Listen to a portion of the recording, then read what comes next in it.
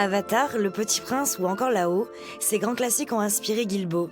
À 29 ans, ce jeune artiste reproduit des univers féeriques en miniature, avec une petite particularité, la plupart des figurines sont remplacées par des insectes. À la base, en fait, je faisais des cadres insectes traditionnels.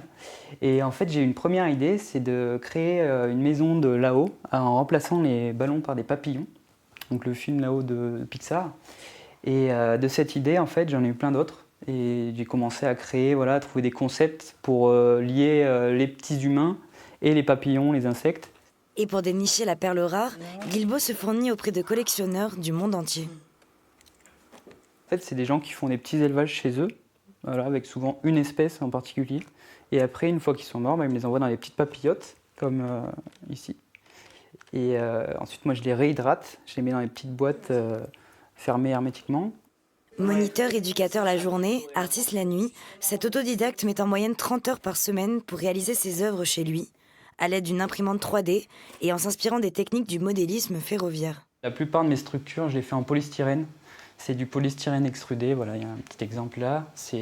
En fait, je découpe avec un fil chauffant et avec un couteau ou des cutters, voilà, je lui donne une forme. Ensuite, je le peins. Et ensuite, je rajoute de la texture dessus, donc de l'herbe synthétique par exemple. Avec 52 cloches à son actif, de nombreuses commandes de particuliers et des expositions permanentes dans 2 boutiques, Guilbeault rencontre un véritable succès. Prochaine étape en juin, une commande du musée Mini World de Lyon, avec comme objectif bien sûr, continuer de placer l'insecte au cœur de ses créations.